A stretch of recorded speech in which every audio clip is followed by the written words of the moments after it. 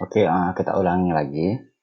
Untuk membuat keputusan, kita pas kita untuk membuat keputusan dari uh, output ini, kita harus menentukan dulu. Jika signifikansi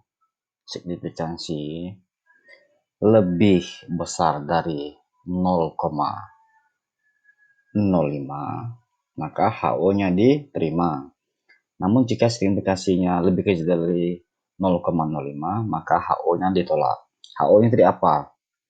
Tidak terdapat hubungan antara pertumbuhan ekonomi terhadap indeks pembangunan manusia di Kalimantan Barat.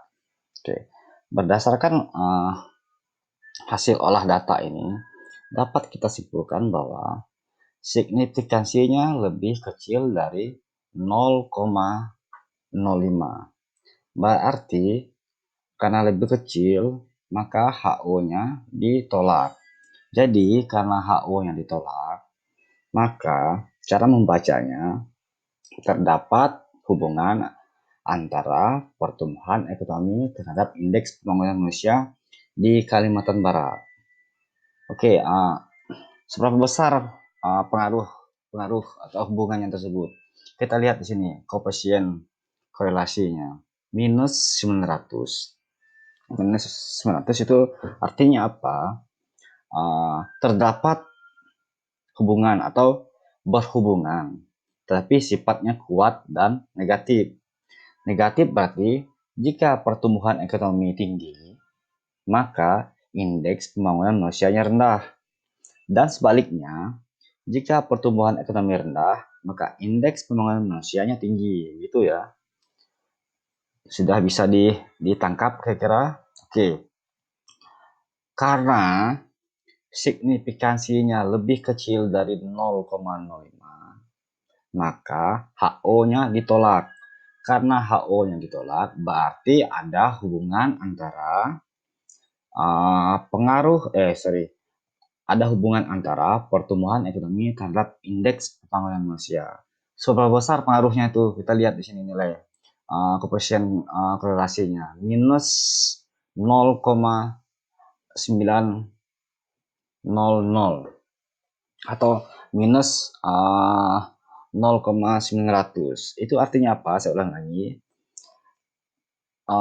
Pertumbuhan ekonomi dan IPM ini berhubungan, tapi sifatnya kuat dan negatif. Negatif berarti jika pertumbuhan ekonomi tinggi, maka indeks pembangunan manusia rendah. Dan sebaliknya, jika pertumbuhan ekonomi rendah, maka indeks pembangunan manusianya tinggi. Begitu ya. Kira begitu cara membacanya. Oke, saya harap ini teman-teman atau Bapak Ibu sekalian, bagi yang telah memiliki program SPSS, silahkan dicoba sendiri. Bagi yang belum punya, silahkan datang ke kampus, minta ke bagian IT kita,